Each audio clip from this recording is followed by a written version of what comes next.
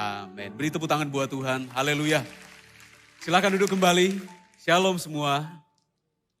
Sapa orang di samping kanan kiri Anda, katakan senang berjumpa dengan Anda.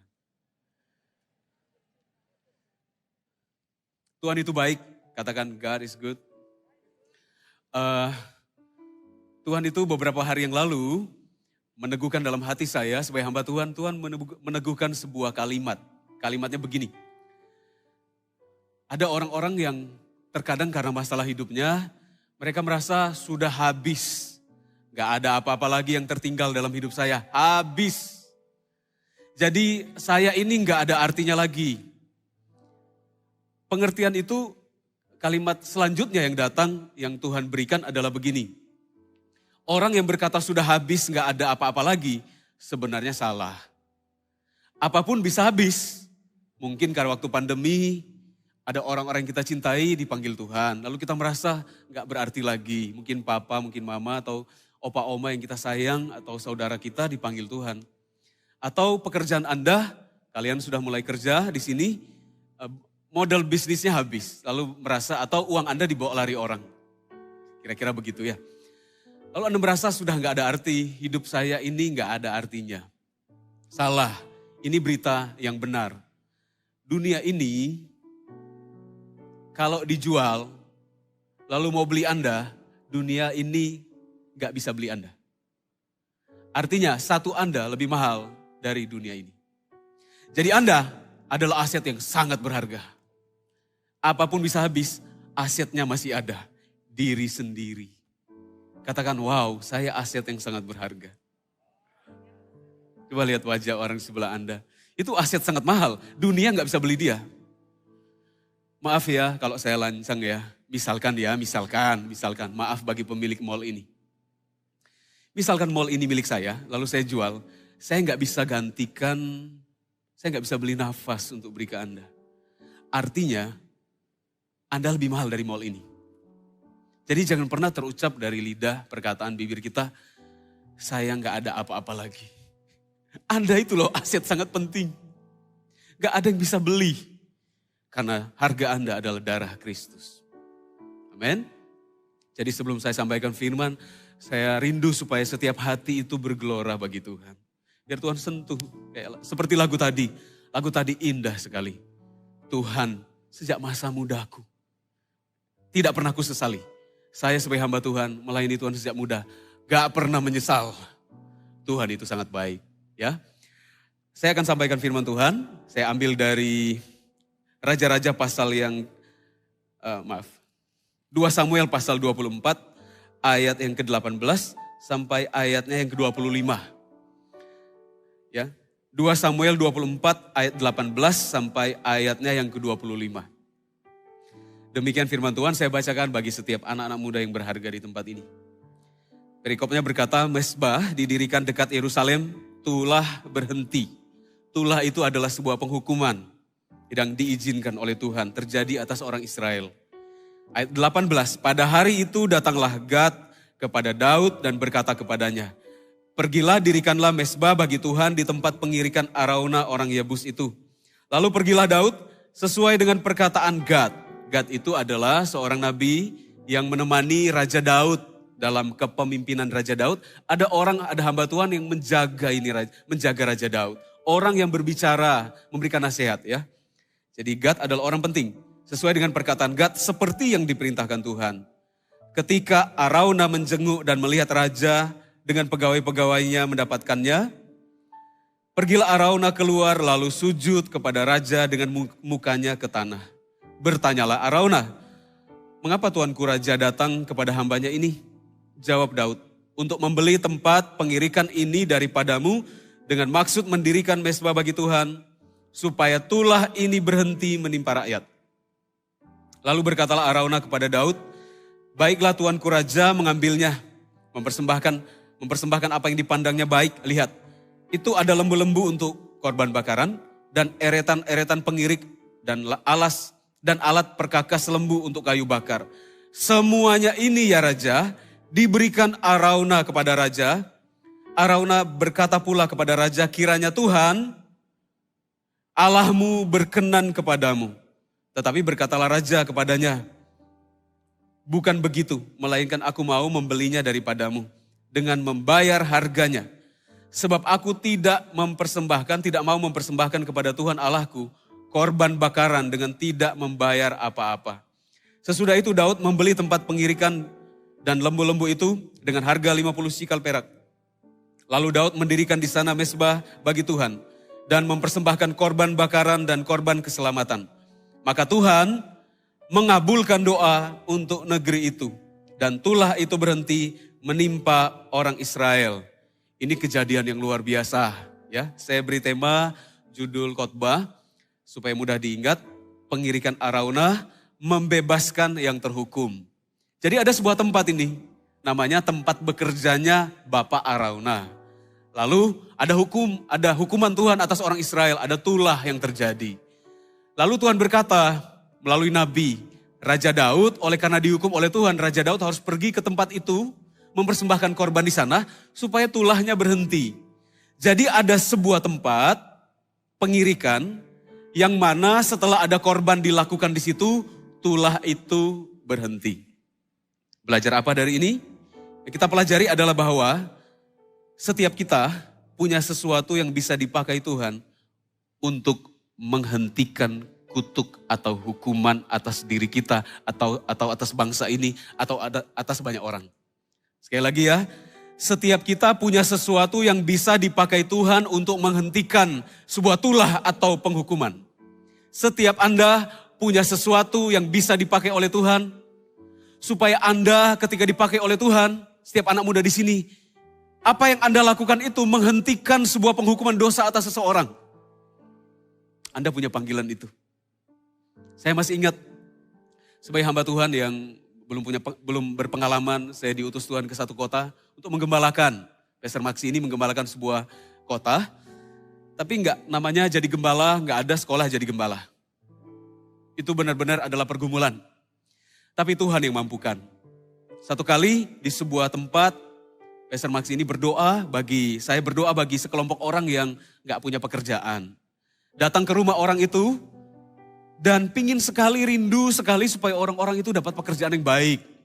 Kita kan juga begitu ya. Kita lihat orang-orang gak punya pekerjaan, rasanya aduh Tuhan, pingin sekali ya, pingin bukakan jalan. Seandainya bisa kenalkan sama siapa supaya mereka kerjanya bagus gitu. Dapat pekerjaan yang lebih baik dan layak. Jadi demikian juga hati saya, lihat sekelompok orang ini. Lalu saya berdoa, saya gak punya apa-apa Tuhan. Tapi saya ingat, di mana engkau berdoa dengan sungguh-sungguh, Tuhan pasti akan mendengarnya. Lalu berdoa dengan belas kasihan, Tuhan pasti akan mengabulkannya. Jadi saya sampai berlutut di rumah orang itu, berlutut di lantai rumahnya, berlutut minta sama Tuhan, Tuhan tolong. Tuhan berkatilah orang-orang ini Tuhan. Saya tahu saya satu orang diutus sebagai hamba Tuhan waktu berseru kepada Tuhan. Saya dan Kristus selalu cukup bagi semua orang di sekeliling saya. Saya berlutut dan berdoa, dan Tuhan itu benar-benar memberikan mujizat yang luar biasa. Ada satu orang gak punya pekerjaan yang berdoa waktu itu, yang kita sama-sama berdoa. Bukan saya sih, tapi Tuhan pakai saya karena saya yakin karena firman Tuhan mengajarkan. Ada satu area dalam hidup saya yang bisa dipakai Tuhan, di mana pemakaian itu bisa memutus rantai kutuk atas seseorang. Anda juga bisa memutus rantai kutuk, mungkin atas keluarga, karena kehadiran Anda anak Tuhan juga membawa berkat bagi banyak orang, amin. Katakan saya punya kuasa memutus kutuk atas keluarga saya. Katakan karena keluarga saya diberkati. Jadi orang yang didoakan ini, tiba-tiba beberapa hari lagi jalan-jalan, ketemu sama sahabat lama. Udah lama gak ketemu, mereka sudah menikah, yang temannya ini sudah menikah, dianya belum. Bahkan temannya ini sudah punya 2 anak dan bekerja dengan baik. Waktu ketemu, teman lamanya berkata, kerja di mana? Belum ada kerjaan. Oke, mau nggak kamu kerja tempat saya? Mereka pegang sebuah merek lampu di sebuah kota, sebuah provinsi di Sumatera. Akhirnya bisa kerja sama orang itu. Dan ditanya, nomor handphone kamu berapa? Aduh, saya nggak punya handphone. Ya sudah, dibelikan handphone. Oke, jam kantornya jam sekian ya. Kamu datang setiap hari. Saya nggak punya kendaraan. Ya sudah, diberikan kendaraan. Sepeda motor yang besar itu. Bukan sepeda motor ayam, temannya ayam, bebek maksudnya. Yang sepeda motornya bagus, yang lebih gede maksudnya. Motor laki bahasanya. Setelah itu ditanya begini, kamu mau gajinya berapa? Mana ada zaman sekarang begitu. Diberikan handphone, enggak diwawancara langsung kerja. Gajinya ditanya, diberikan kendaraan. Itu mujizat Tuhan. Jadi kita, bukan karena saya berdoa, bukan karena kuasa saya, tapi karena saya yakin ketika saya berdoa bagi orang lain, kalau Anda yakin Anda berdoa bagi papa mama, Anda berdoa bagi keluarga, berdoa bagi teman, bagi sahabat, rekan kerja, dimanapun Anda berada, pasti ada sesuatu karena Anda membawa kuasa yang bisa dipakai oleh Tuhan untuk memutus rantai kutuk atas seseorang. Katakan amin. Anda benar-benar bisa dipakai Tuhan. Luar biasa. Jangan ragukan diri Anda karena ada Tuhan dalam hidup Anda. Setiap anak muda punya sesuatu seperti sebuah pengirikannya Araunah yang digunakan untuk menghentikan tulah. Ada sesuatu yang Tuhan bisa proses dalam hati dan hidup kita. Dengan demikian, ada sesuatu yang buruk atas orang lain akhirnya berhenti karena kehadiran kita. Karena kehadiran kita. Saya dalam pelayanan saya mau cerita. Tuhan itu melalui cerita ini Anda juga setiap anak muda di sini bisa belajar. Dia hamba Tuhan ini Pastor Maxi bisa dipakai Tuhan. Saya juga roh kita sama Roh Kudus. Jadi bisa di sebuah tempat di sebuah asrama sekolah di mana saya ada di sana. Waktu sekolah itu kan sering makan ikan di kota Manado makannya ikan. Makannya ikan terus.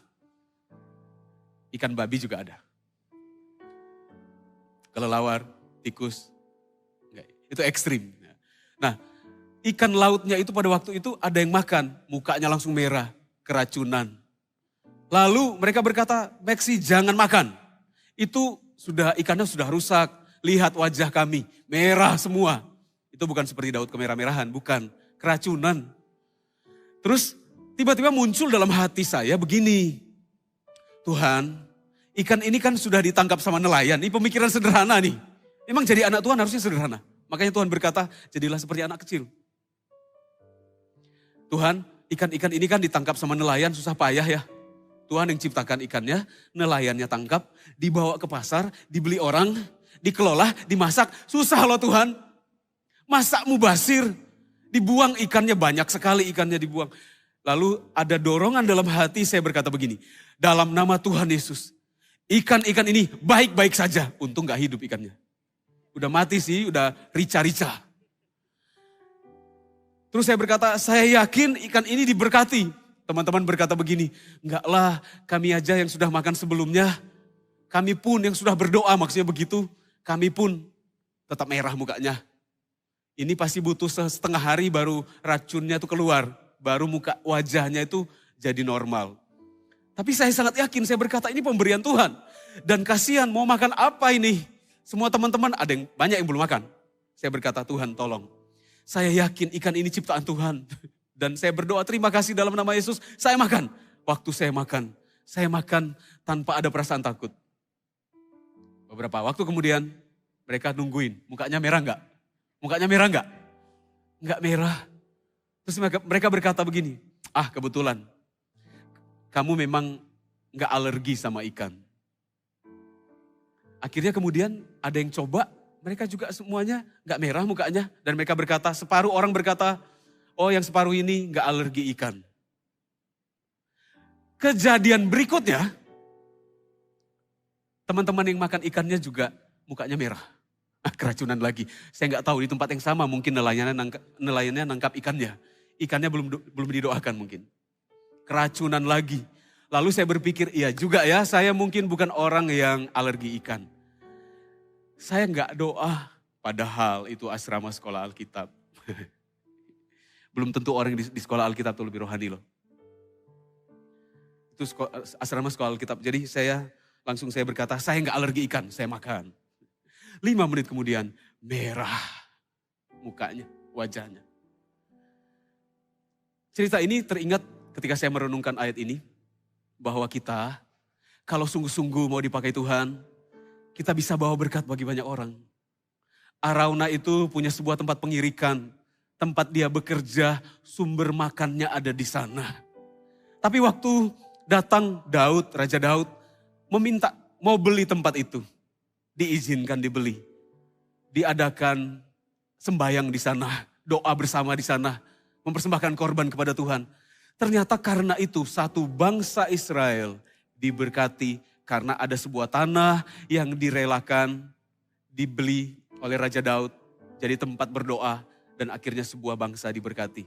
Jadi kita kalau menyerahkan hati dipakai Tuhan, oleh karena kita orang lain bisa diberkati. Oleh karena kita orang lain bisa diberkati. Amin. Saya mau cerita banyak hal supaya Anda tahu bahwa kekristenan itu benar-benar real. Ya, saya ingin banyak kesaksian, beda dengan khotbah pertama, ibadah pertama. Saya pernah naik pesawat. Hai, hampir salah ngomong lagi, Bapak Ibu Saudara.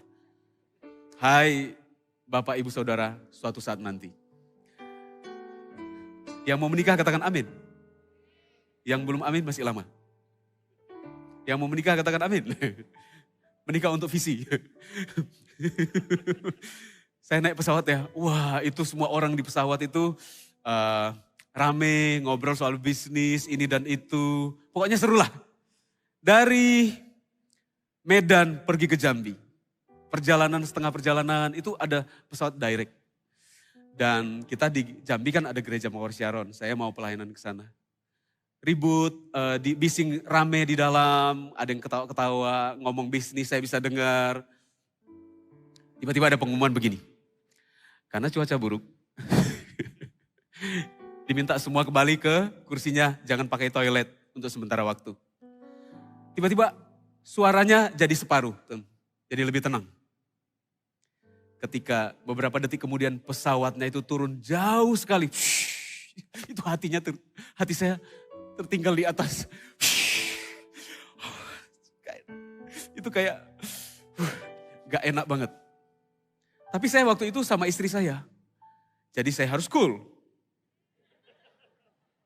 Saya pegang tangan istri saya tersenyum.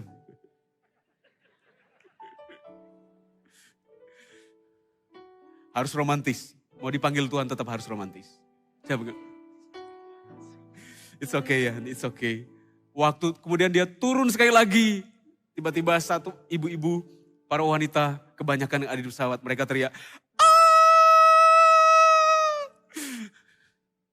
Itu ya, langsung waktu itu semua harta, semua tanah, sertifikat tanah, semua tabungan gak ada arti. Semua pelayanan kita banggakan, gak ada arti. Asalkan kita ini ya, mengerti bahwa kehadiran kita bisa jadi berkat. Kita tetap harus jaga hati waktu itu. Saya tahu. Kalau saya panik, istri saya juga terpengaruh pasti. Masa suaminya, kan enggak ini ya, enggak pas, enggak match sama muka pendeta kok gitu. Kalau enggak pendeta mungkin bisa. Enggak pendeta pun enggak boleh. Maksudnya kita harus jaga hati. Saya tahu kehadiran saya harus membawa damai sejahtera. Anda juga begitu, kalau Anda mengerti prinsip ini, Anda bisa benar-benar bisa menguatkan orang lain. Kejadian berikutnya, pergi sama rombongan. Kemudian terjadi turbulence gitu ya. Ya itu kan sebenarnya biasa ya. Sebenarnya ada awan yang gelap, harus menghindar. Ya gak apa-apa namanya di udara, itu biasa.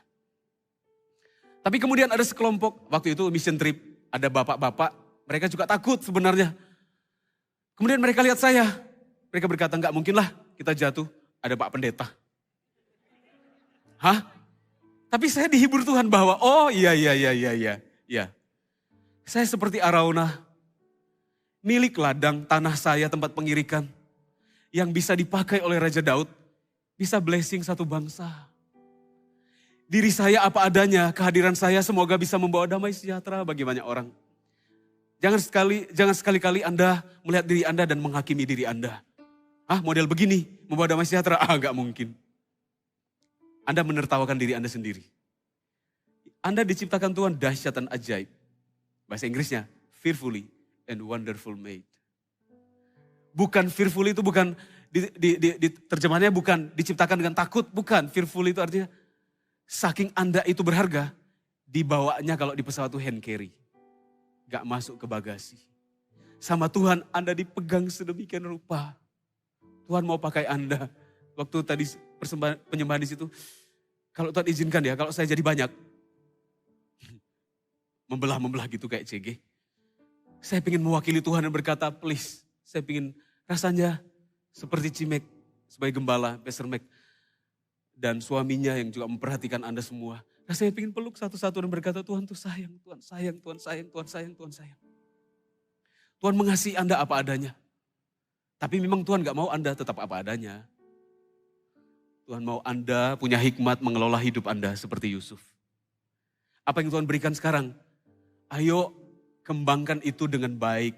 Hanya sebidang tanah diserahkan kepada Raja Daud jadi tempat sembahyang, jadi tempat doa. Kok bisa memutus kutuk atas sebuah bangsa, memutus sebuah penghukuman atas sebuah bangsa.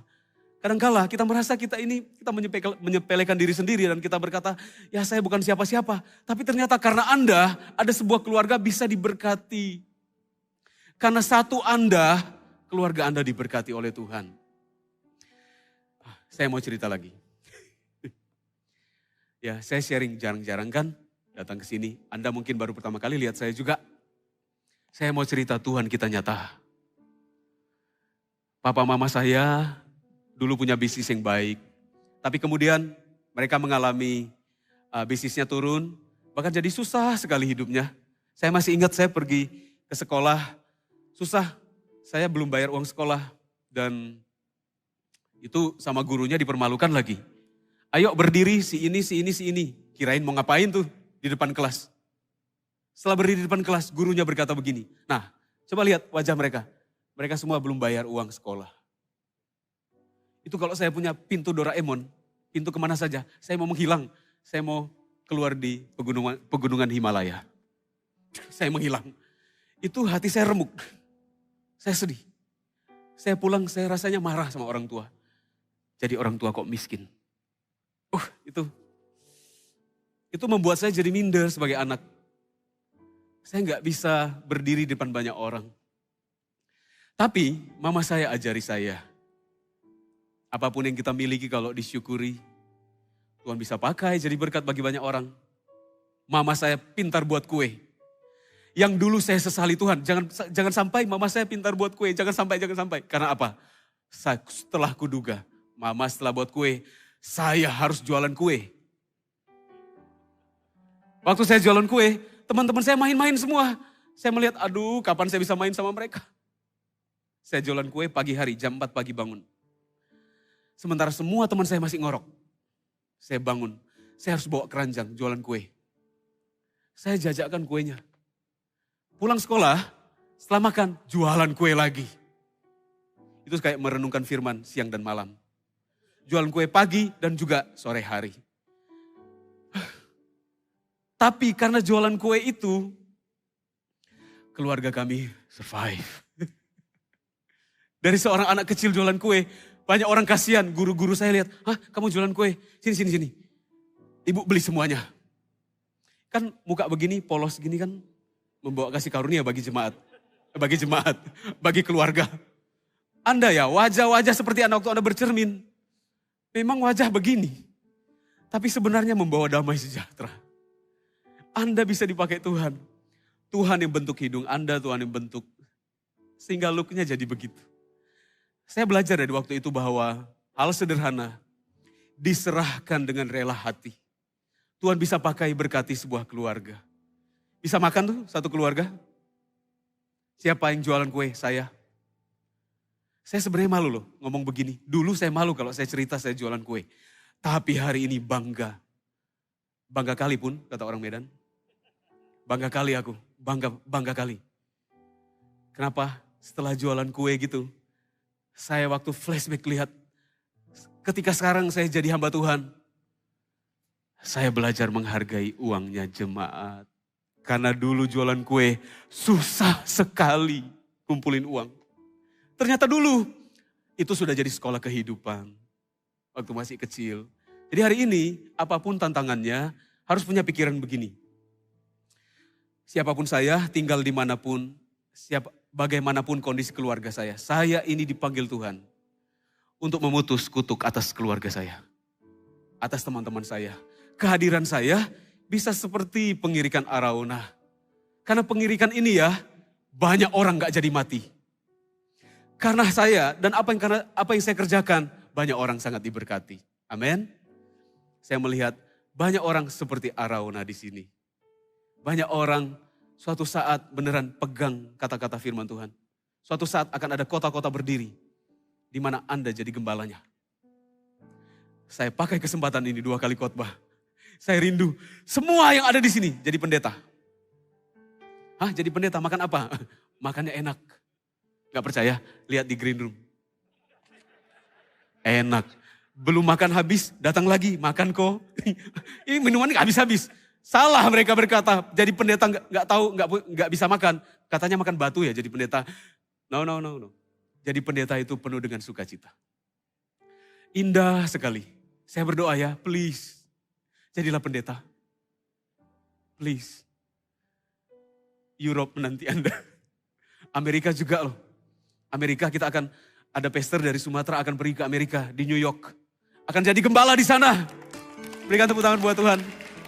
Namanya Pastor Oge. Pastor Togar Manurung. Pasti bukan orang Jawa. Manurung. Medan Bung. Orang akan memimpin jadi gembala. Kan itu baru satu kota ya. Gimana dengan kota-kota yang lain? Lihat orang di samping Anda katakan, wajah-wajah gembala ini. Wajah-wajah gembala. Yang wanita berkata, enggak, saya enggak. Ya, Anda enggak. Suami Anda yang jadi gembala. Enggak bisa lari. Ya, intinya pesan yang mau saya sampaikan. Anda semua bisa dipakai Tuhan. Seperti Araunah, dia memberikan, dia merelakan. Itu tempat pekerjaan dia loh. Makan keluarga dari situ. Tapi dia relakan, oke, hai Raja Daud, ambillah, pakailah. Gak usah bayar, ambil saja. Ini ada lembu-lembunya, sekalian jadi korban bakarannya. Ada kayu-kayunya untuk mengirik itu. Alat-alatnya, sekalian jadi kayu bakarnya, gak apa-apa. Ambillah. Ketika kita memberikan diri kita jadi seperti korban. Waktu itulah Tuhan sedang pakai kita. Saya waktu jualan kue itu ya, saya merasa saya jadi korban. Sebab setelah jualan kue keliling itu, saya selalu terlambat ke sekolah. Itu terlambat saya di sekolah itu bisa full 1 bulan terlambat semua. Dan saya berkata, gimana bisa lulus sekolah ya? Terlambat terus. Tapi ternyata kasih karunia itu ada. Guru-guru saya tahu kalau saya jualan kue. Dan mereka berkata, gak apa-apa terlambat, masuk. Mereka tahu saya bukan orang yang malas. Tapi karena saya jualan kue. Itu membentuk hati saya merasa korban. Tapi ternyata enggak. Waktu kita melayani Tuhan, ingat ya, waktu Anda melayani Tuhan, tadi keren banget PAW kita. Waktu Anda melayani jadi asyir, jadi pendoa. Tadi waktu di green room dengar ada pendoa, mereka berdoa sungguh-sungguh buat ibadah. Dan semua pelayanan apa saja, waktu Anda melayani Tuhan, sepertinya memberi sesuatu kepada Tuhan. Tapi waktu kita melayani Tuhan, Tuhan gak pernah mencuri dari kita. Karena Dia pemberi. Kalau Tuhan pakai kita, Dia sedang membesarkan kita. Tuhan gak pernah mencuri dari anaknya. Dia justru yang memberi. Kadangkala memang waktu Tuhan ambil 1-2 hal dalam hidup kita, gak enak. Tapi waktu Tuhan mengambil sesuatu, hanya untuk digantikan dengan sesuatu yang lebih besar. Saya rindu Anda semua jadi orang hebat. Percayalah, gembala Anda, leader Anda juga pengen sekali. Semua tuh jadi hebat-hebat. Semuanya bahkan bisa memimpin suatu saat, semua jadi gembala regional. Amin ya, Pastor Mac. Pingin ya, saya pingin nangis. Anda harus tahu kalau Anda berharga. Anda punya sesuatu seperti Araunah. Waktu saya jualan kue itu ya, saya pernah dibully. Saya mau cerita, jadi hamba Tuhan memang Tuhan sekolahnya lebih dulu, jauh-jauh waktu masih SD pun sudah sekolah kehidupan. Begini ngomong gini, berkaca-kaca juga mata saya. Mau beritahu dengan segenap hati. Waktu saya dibully, saya marah sekali. Saya berkata begini, saya nggak suka papa mama saya. Kok nggak pintar cari duit? Anaknya yang cari duit. Saya merasa tersiksa. Tapi ternyata itu semua membentuk sesuatu indah sekali. Indah sekali. Hari ini siapapun yang datang ke gereja kita Mawar Syaron di Sumatera, saya ajarkan terima semua orang apapun keadaannya. Ajari mereka, cintai mereka, berikan yang terbaik. Apapun yang terjadi hari ini sukar, lihatlah suatu saat Anda akan menganggap itu Anda akan mengerti bahwa itu indah sekali. Memang waktu terjadi nggak enak, nggak indah. Kadang-kala apa yang kita alami itu kita nggak ngerti. Nggak perlu ngerti sekarang. Masih ingat ayat firman Tuhan berkata begini, waktu Tuhan Yesus lagi basuh kaki Petrus. Petrus berkata, jangan basuh kakiku. Petrusnya sungkan, guru engkau basuh kakiku? Yesus berkata harus. Karena, dan Petrus akhirnya merasa senang dan berkata, kalau gitu bukan hanya kakiku saja, kalau bisa seluruhnya. Tuhan Yesus berkata, kalau sudah mandi, gak perlu dibasuh semua, tinggal kakinya saja. Apa yang kulakukan hari ini kata firman Tuhan, tidak engkau mengerti, tapi nanti engkau akan mengerti. Kadang-kadang apa yang Tuhan kerjakan dalam hidup kita gak ngerti sekarang, tapi nanti kita akan mengerti apa yang Tuhan sedang kerjakan dalam hidup kita. Waktu bayi itu diberi minum sama ibunya kan, bayi minum susu gitu, kan bayinya gak berkata begini, bayinya 3 tahun nih, stop, mah kandungan vitaminnya apa aja. Saya harus ngerti dulu nih, kandungannya apa supaya saya harus tahu dong ini masuk ke tubuh saya. Anak balita itu berserah total sama ibunya apapun yang dikasih. Kita juga begitu, gak semua hal harus Tuhan jelaskan dalam hidup kita. Percaya, makanya perjalanan kita adalah perjalanan iman. Kalau sudah tahu semua yang ada di depan, gak perlu iman.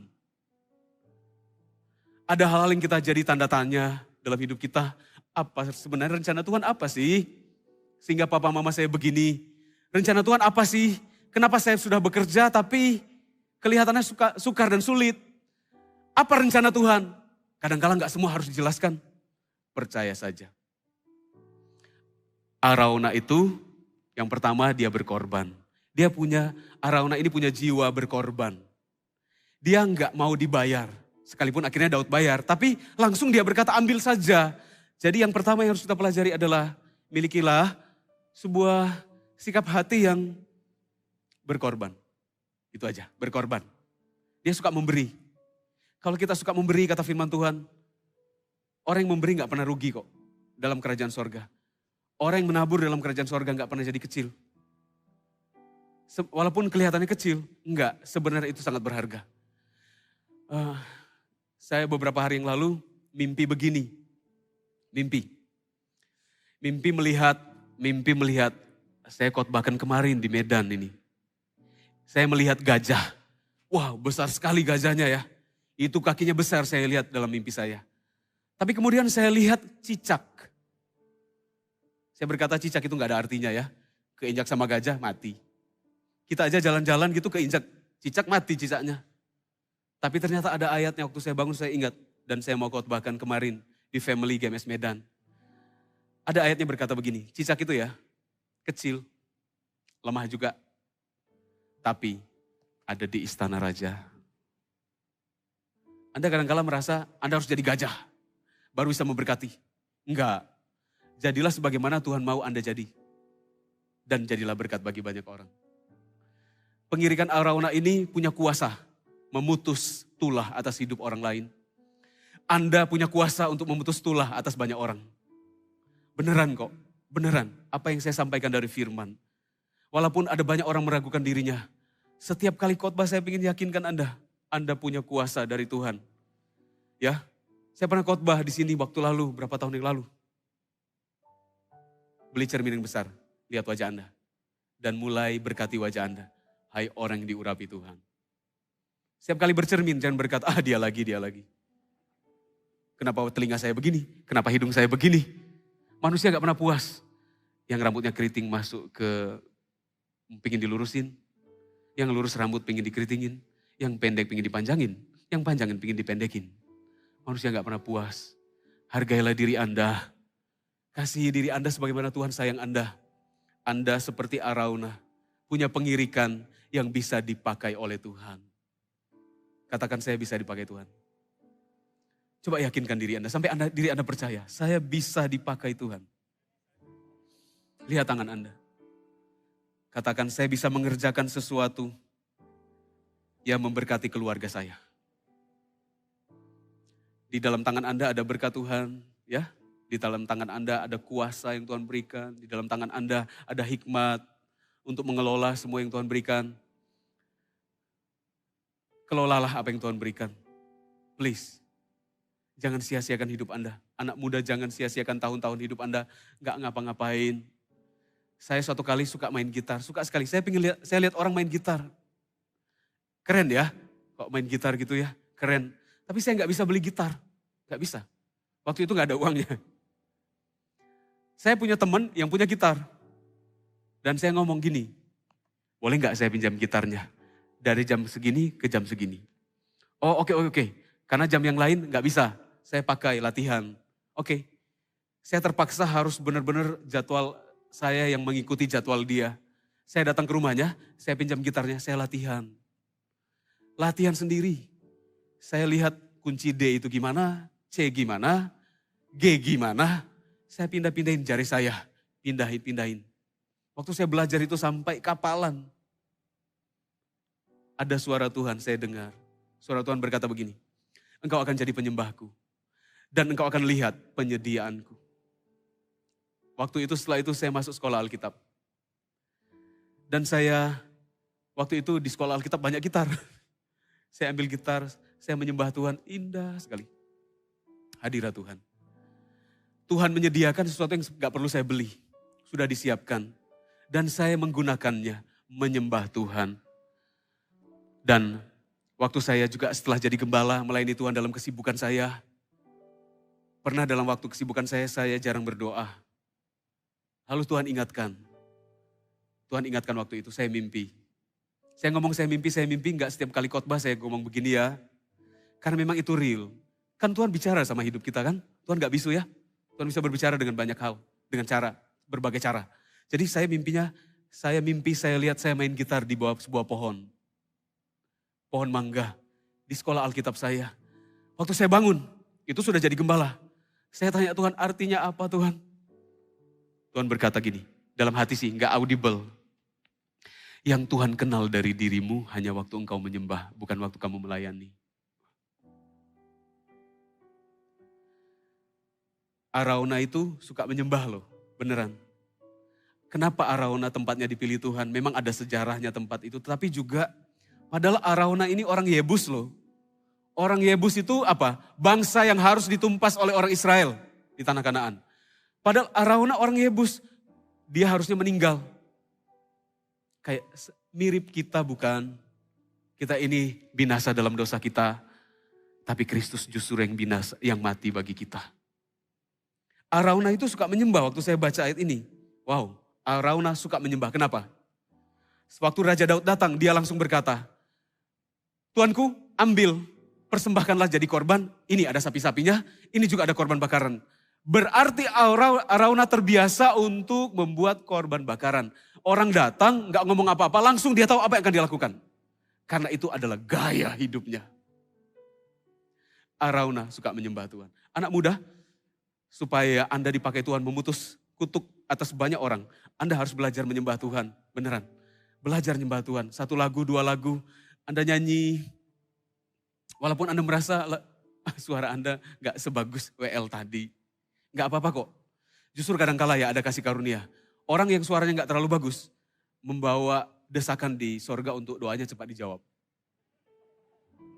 Coba Anda bayangkan. Ada teman saya, ada seorang full timer dulu di gereja. Dia pemain bass luar biasa loh. Dengar orang nyanyi lagu apa langsung masuk, main bass keren. Tapi waktu dia nyanyi, falsnya minta ampun. Fals banget. Tapi dia hantam aja main gitar, fals. Gak connect sama chordnya. Itu saya berkata, wow Tuhan, wow. Itu ya, malaikat di surga akan berkata kepada Bapak, please segera jawab aja doanya, biar dia berhenti.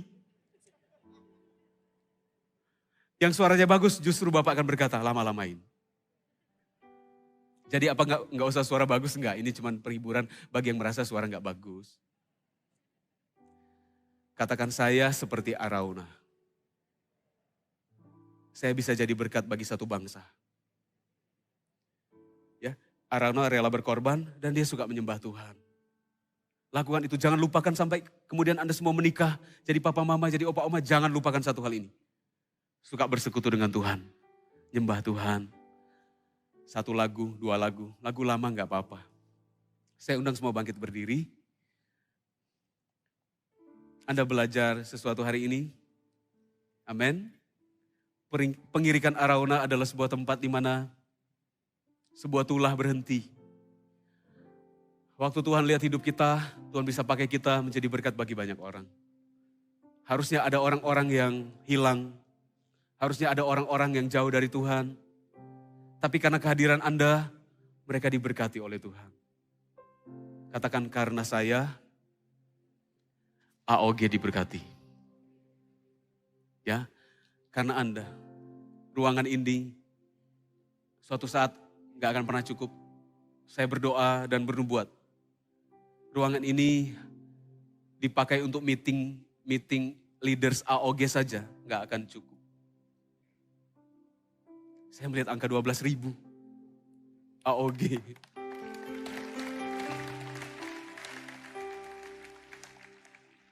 Bikin nangis ya, bikin nangis. 12.000 tapi siapa yang gembalakan mereka kalau bukan Anda? Jangan bilang gini, untung Arauna gak berkata begini. Tuhan, ini ya tempat saya kerja. Hai Raja, Tuanku Daud, apa gak ada tempat lain? Tuanku kan kaya, pilih aja tempat lain. Ini adalah tempat pekerjaan saya, warisan dari nenek moyang mungkin. Mungkin Anda juga berkata, masa Tuhan pakai saya? Saya ini loh anak satu-satunya di keluarga saya. Masa saya jadi hamba Tuhan menyerahkan hidup saya, nanti keluarga saya gimana? Tuhan gak pernah mencuri dari orang-orang yang dipakainya. Tuhan memberi kepada orang yang dipakainya. Semoga waktu Anda pulang nanti, Anda mulai berdoa berani berkata begini, Tuhan kalau memang Engkau mau pakai saya jadi hamba Tuhan, pakailah saya. Haleluya. Ya, kita nyanyi 1 lagu, kita sembah Tuhan ya. Haleluya.